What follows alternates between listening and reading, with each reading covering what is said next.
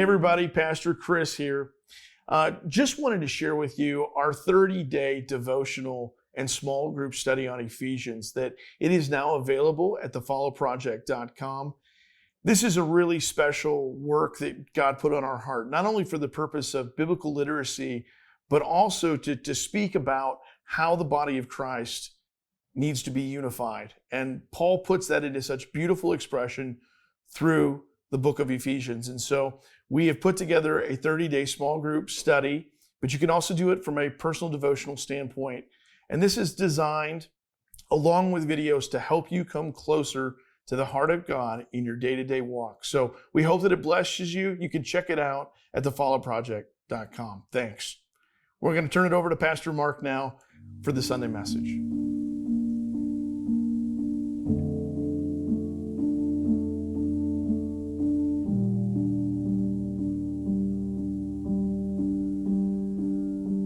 So here I come, January 27th, 1981. I cannot tell you why that date stayed in my memory for so long. January 27th, 1981. Now looking back, it makes so much sense. The number 27 is a pattern that is reoccurring in my life continually at keystone moments. And so this was one of those. Didn't know it at the time. Looked over the Vegas Valley. That was my first vision. It was evening or morning, one of the two, because it was still dark and I could see the whole valley because it was all lit up. And it's very pretty. It's a pretty valley when it's all lit up. I mean, in the daytime, it's a desert, it's still pretty, but at night, it's just, wow. Being a kid from where I was at in the middle of nowhere, you look out and it's all dark and it's all light. It was a pretty cool transition. So here I come into Vegas, of course.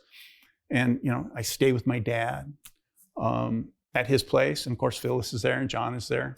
And this other guy, Rich, is there. I meet somebody new who's from my dad's past of when he owned the Penny Saver during my youth while I was growing up. And the Penny Saver is one of those, I think, Nickelodeon. What do we have here? Nickel and dime or whatever. We have these little papers that you basically put ads in. I'm sure they've all gone away now because of the internet, but that's what it was. And he had all the Denver area. My dad did. And he owned that. And that was one of his businesses. And Rich worked for him. He was the guy who ran that for him. And so obviously that's gone away at this point, and Rich is out here now. He's learning how to become a crap stealer at one of the casinos, and that's where he was changing his life. And he was staying with my dad at the time because they were good friends. They'd worked together before, and he was living with my dad also. My dad, this is, again, something I learned about my dad by being around him. He'd give you the shirt off his back. He literally gave the shirt off his back multiple times. I watched it. I just took it for that's the way it worked. That's the way it was supposed to happen because that was the way my grandfather raised me. That's the way my mother treated me. But to see it in him, that was a surprise, right? Because I didn't know my dad that way. And then, of course, when we go through his death, I'll share with you all the stories that people shared, and it just solidified who he truly was, that he was that guy. He never thought about himself in that sense. He thought about himself in a lot of different ways. Trust me. The mistress thing and all that. But in that way, he was always thinking of somebody else. And I like to think that part of that came into me, and that's part of what makes me who I am. So here I am, I'm in Vegas. This is the beginning of 81. I'm 20 years old. I haven't seen my 21st birthday yet, so I can't go to a casino and drink. Kind of a bummer, but oh well. And so I'm looking for work, and of course, I'm looking for work in Dallas, right? I'm looking for a job in Dallas. That's where I'm looking for work. And one day my dad just comes to me and goes, "Hey son." I go, "What's up, Pops?" Because they owned a bar at that time. So I'd go, anything you need, you go to the bar, food, drink, whatever, just go there. And we had food at the house, but they ran the bar. And that's where they were all the time in Henderson, the Shanty Bar. And so I'd go down to the bar, and one day he just goes, "Hey son, what you doing?" And I go, "Well, Dad's still looking for work." Yeah, no luck, huh? And I go, "No." He goes, "You ever think about just getting a job until you find a job?" And I'm like, "What do you mean?" He goes, "Well, sometimes it's just easier to find a job when you're looking for a job to have a job." I go, "Okay, what are you thinking?" He goes, "Well, I got a couple guys who come into the bar all the time and they work for Hughes Aviation." I go, "Hughes Aviation?" He goes, "Yeah, Howard Hughes Corporation. They own a lot of the hotels and stuff, but this is their aviation division." I go, "Oh, okay." I go, what do they do?" He goes, "Well, that's where all of the private aircraft are general aviation, we call it. And also at that time, all the junkets come in, because at that time, junkets were a big deal in Vegas. You'd pay for a junket and you come in either on a Sunday night and leave on a Thursday, or Thursday, leave on a Sunday. And, you pay a little bit different, and they give you the full Vegas experience, right? That was called a junket, but it was also a discounted junket. And they'd service those flights coming in and out. And then also international flights after they cleared customs from Canada, they'd come over there and they'd deplane over there. So I'm like, oh, okay. I think it was Canada Pacific, I think was the name of the airline. I'm like, oh, okay, well, I'll talk to them, see what they got. And so he goes, well, they're right here. They're having a drink at the bar. So hey guys, how are you? And we pick up a conversation. They like who I am. They like my dad. There's an immediate connection because my dad's just one of those kind of people. He engages you in a way that he's likable. He just is. He's got that, And that's what made him really successful in sales. But he cares about people, and that was the other side of him that I was learning to see. And so they hired me, And so they hired me, and I went out and I started slinging baggage, Started out slinging baggage and just being a baggage monkey. And eventually, the head guy, the guy who interviewed me at the bar, he goes, hey, Mark, come here. Yeah. He goes, see what that guy's doing over there? I go, yeah. What's he do? What is that? He's putting water on the aircraft, right? He goes, yeah, he's plugging in and he's filling the tanks with water so the people have drinking water. And he goes, and then he pulls around, and that part of it is to dump the lavatories. I go, the poop? He goes, yeah, the poop. I go, okay, the blue water. He goes, yeah, that's why it's blue. I go, oh, okay. He goes, interested in trying that? I go, sure, I'll try it. I never had a challenge I didn't like. I was looking for a new opportunity to learn something new, So sure enough, I tried it. I liked it. They liked me doing it. So they pulled me off the line of being a baggage monkey. And here I am now. I'm servicing water and labs on every aircraft that comes in. And that's what I basically did for the remainder of my time there. I did some other little things. They want to train me on fueling and stuff like that. And I go, well, guys, really, I'm hoping to get a computer programming job. And I'm looking in Dallas. That's where I'm looking. Yada, yada, yada, yada. That's okay. Well, yeah, as long as we can have you, we love the work you're doing, the usual thing. And so I joined the baseball team because we had a softball team. And they were playing men's A-League softball at that time. And they had a pretty good team. Hughes Aviation did. And I'd never played softball before. And I'm like, I'm young, fast, really thin. I had 32-inch waist. I was really fast. And I figured I can hit a ball. I've hit many, we played ball a lot. I never, did it as a sport. And so sure enough, I go out and we're practicing one day. And I knew most of the guys because most of the guys were the guys who worked in the areas I worked in, baggage and all that stuff, right? There were a few other people that were there, like, who are those two guys? Oh, those are the IT guys. IT guys, you got an IT department? Oh yeah, we got a computer department. And that guy's the head of it, and that guy works for him. I'm like, oh, that's pretty interesting. Oh, okay. So, and the guy, the worker guy, he's catching. And so I come up, I'm going to hit. We're practicing. I'm going to come up and hit. And he's got the shirt, and I know he's an IT guy. I go, hey, you're an IT guy, right? And he goes, yeah, I'm an IT guy. Cool. So tell me a little bit about you, while I'm doing my thing. And, we're hitting balls and, we're getting the practice down. And I go, I'm a programmer, I'm certified. You guys hiring anybody? He goes, oh, I'm the wrong guy to talk to. You got to talk to my boss. I go, and of course I go, well, who's that? He goes, first baseman. So sure enough, pink, got to learn how to run the bases. So I go over to first base and I see the guy. I go, hey, I'm Mark. I'm Glenn, the older guy, right? Got this big walrus mustache. It's hilarious. Got these glasses and this walrus mustache that he's always doing this with. He's always doing this with it, right? I go, hey, I'm an IT guy. I'm a computer programmer guy, and you should hire me. That's what I tell him. I pitch him on first base. I just pitch him like that. And he goes, and he gives me that look like only an old guy can give a kid, right? Sure, kid. He kind of gave me that look, right? Sure, kid. And so I go on and do my thing. Don't think anything about it. And he comes up to me and he goes, hey, I'd like to interview you. I'd like to get a resume from you. And I'm like, you're serious? He goes, yeah, absolutely. I'm like, okay. So I'm surprised. He actually took the pitch, right?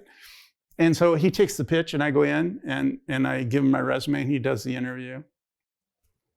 And he goes, let me get back to you. I got to go to corporate Got to go to SUMA corporate because I got to hire somebody and I got to let them know I want to hire somebody. I think you're a good fit because I was really strong in one of the languages, RPG2. That was one of the languages I had learned. It was just natural to me. I could do it. It was without thinking. It was just natural. And he goes, yeah, let me see what I can do. And I'm like, okay, cool. It wasn't a week, and he comes back and he gives me an offer letter. And I'm like, here you go, kid. We'd like to offer you a position. He always called me kid. He knew my name, but he just liked using it. And I loved the way he said it. Sure, kid. He'd do that a lot to me. We turned out to be very fast friends and good, long-time friends. So he hires me. He goes, okay, well, great. We're going to set a hire date, and someone from HR will reach out to you and let you know what the hire date is. I go, okay, sounds good. So this is in May, right? But we're in May now of 81. And then it goes silent. It just goes silent. And in that day, we didn't have email, we didn't have text messaging, we didn't have cell phones, so it was all by the old-fashioned way. Relationship, hey, see so-and-so in here today? Yeah, did he say anything about this? No, he didn't. Oh, okay, that kind of stuff. And then, of course, you call and leave a message and that kind of thing, So I didn't find out till years later. At the end of Glenn's career, he told me what happened in that time frame. He got permission. He made the offer. They then rescinded the offer. And he said, you're not rescinding the offer on this kid. I already gave my word to him that he had a job. That's what he told them. He got himself in a lot of hot water because of it. So he brought the acceptance letter. They were trying to get it back from him because they had issued the acceptance letter already. And he brought it to me, had me sign it. Well, it becomes a contract. So now they were legally bound to hire me. So he took all that heat. And so this was years later. We were talking one day, and it was at the end of his career, and we were doing like we always did. We'd go somewhere and just sit down and have a conversation. Here's where we're at. Here's what's going on. Here's what's coming next. Here's what you should consider. Those kind of things. Those 4 pillars. He was a real good guy with these 4 pillars as well.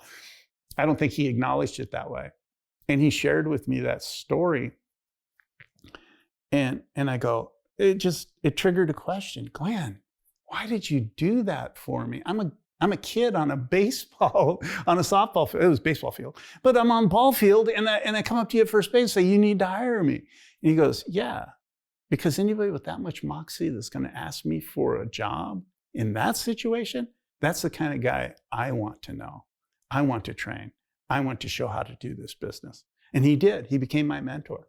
He mentored me until he left. And he's a big influence on my career as far as the person I was in my career and how I approached my career.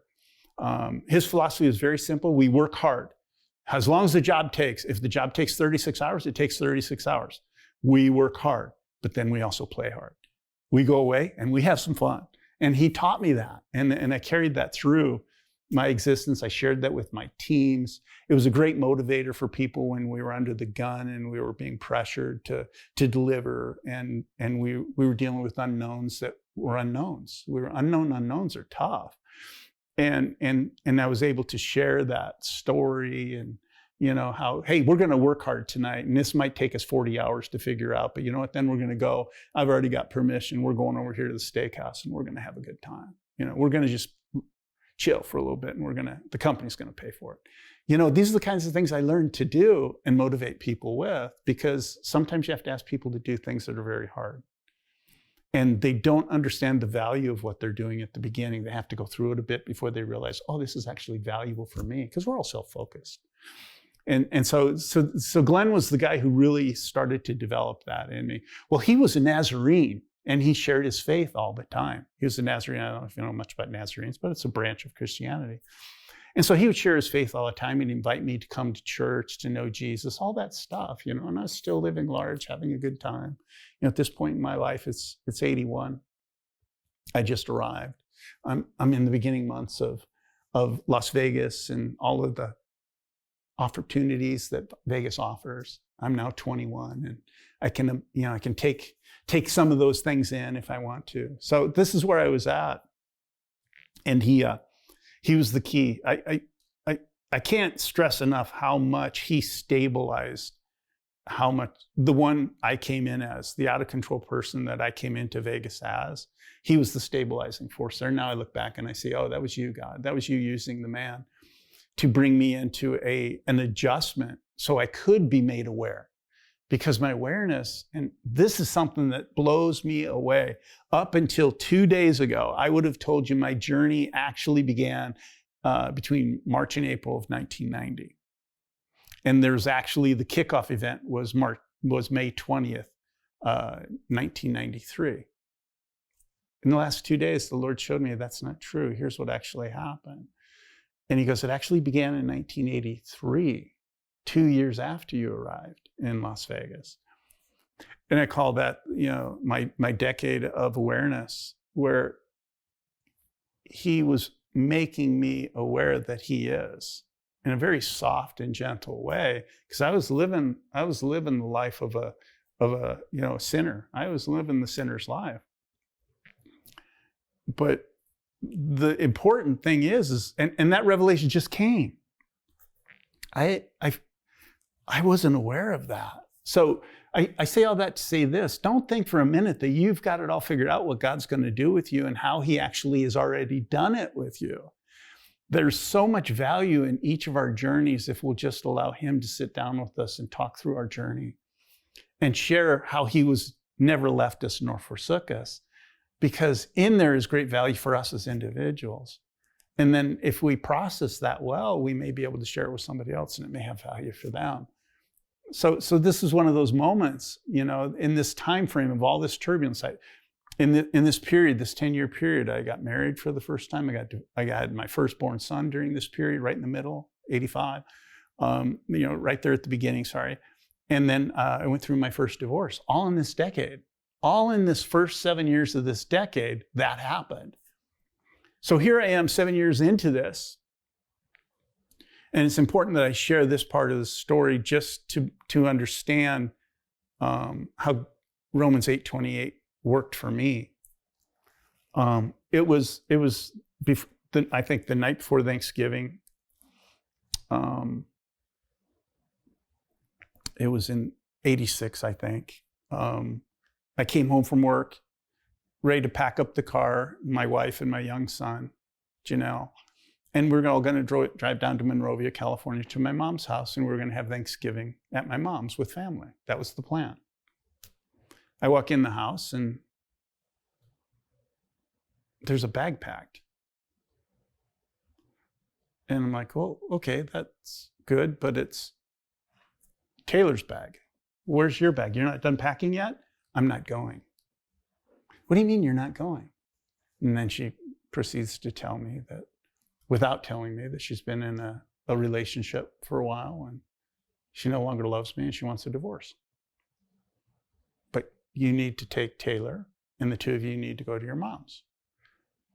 So here I am driving 4.5 hours to Monrovia, California, thinking about what just happened? The one thing I never wanted to experience in my life was divorce. The one thing. And looking back, I screwed a lot of things up. But at the moment, I'm like, I never wanted this. Needless to say, I had plenty of time to think about it. The journey is 4.5 hours. So we get there. I remember this so vividly. Of course, it's apparent as we're unpacking the car that Janelle's not there. And the questions began. So how do I share what I just experienced myself and I haven't fully processed yet? What do I communicate? And so I blurb something out, basically. She doesn't love me and she's divorcing me and whatever I said. I'm exhausted. 4.5 hours of dealing with this driving down there, I'm exhausted. I walk into my mom's house, we get everything in the house. I literally step into the living room and I collapse. I fall to the floor because I made a decision, I'm done. I'm not going on. I'm just going to die right here. That was my mentality. I'm not getting up from here. This is where they're going to find my body. I was done. There was nothing left. There was nothing of mark that could go on. And of course, they realized what was going on. They understood what was going on because of what I was able to communicate. They brought me water. I didn't eat for 2-3 days. I just laid there for 2 or 3 days. They cover me. I'd crawl to the bathroom. I'd come back there. I just didn't want to live. I didn't. I'd given up. But I couldn't get past this one angering thought. I couldn't answer it. Who's going to raise your son? Pissed me off.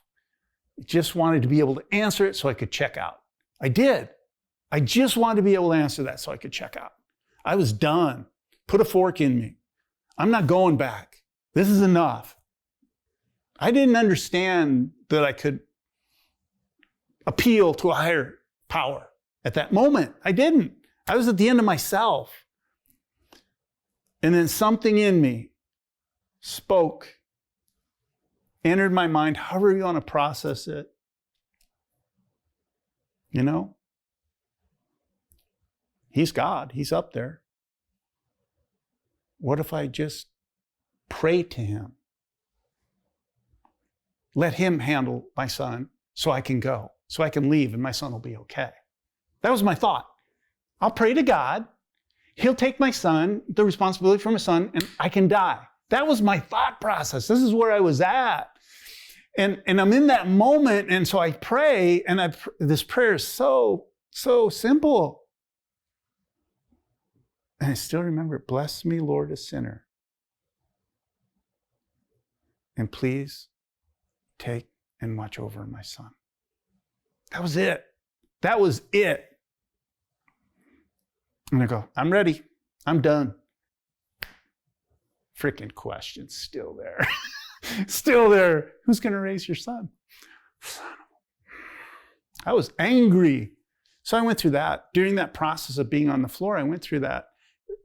I had to come to the awareness that you got to get up off this floor. You have to raise your son. And now I understand. And I'm going to help you with that. But I didn't understand that at the time. I was still in the me moment. So I did. I got up from there and I went forward, you know. And it was coming to the end of course, I had to go through the divorce. That ended in January of '87. And that was another pivotal moment in my life that something shifted.